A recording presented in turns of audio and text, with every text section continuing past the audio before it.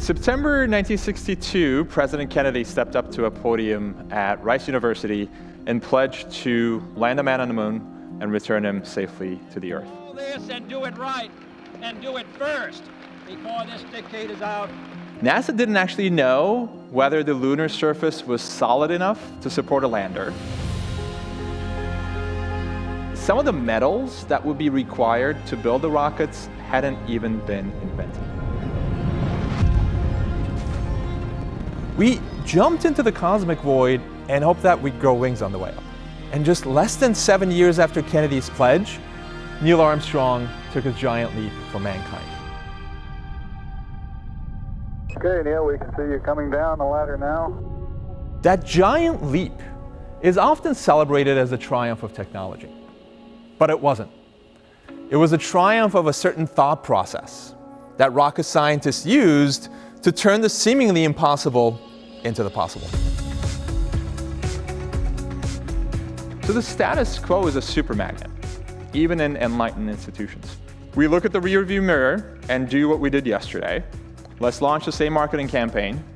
Let's write the same, mass market paperback book about teenage vampires. Let's make the 17th sequel to Fast and Furious.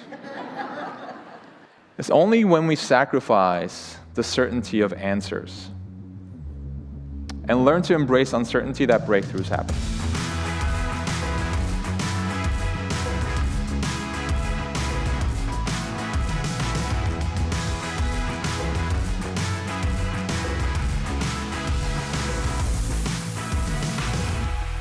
So moonshot thinking isn't just dreaming big and just sort of crossing your fingers that that dream becomes reality. It's really the intersection of idealism and pragmatism.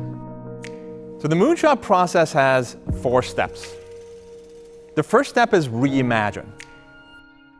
Do we own our assumptions, or do our assumptions own us? Can you identify those breakthrough ideas that will allow you to define the future of your industry? Now, when we're moving from imagining to experimenting, there's going to be lots of uncertainty involved. I encourage you to keep asking yourselves this question of what if we did the reverse? You don't have to execute, by the way. Just a simple process of asking yourself that question is often sufficient to get you to question your assumptions.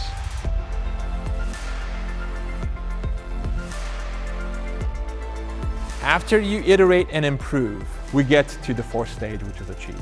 Traditionally, achieve means getting exactly what you aim for. But here's the amazing thing about moonshot thinking.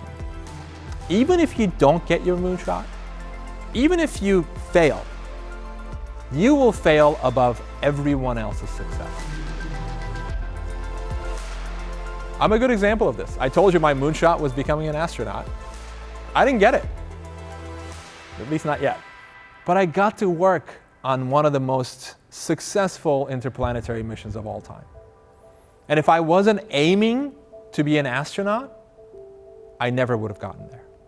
Even if you get what you're aiming for, you have to go back to the beginning, to reimagine, experiment, accelerate, achieve, back to the beginning, reimagine, in a continuous loop. It was a moonshot for slaves to reach for freedom, for women to take the ballot, for refugees to push toward distant shores. We're a species of moonshots, even though we've largely forgotten it. Breakthroughs are reasonable only in hindsight. The day before a major breakthrough, it's just a crazy idea. But if we restrict ourselves to what's possible given what we have, we'll never achieve escape velocity and create a future worth getting excited about.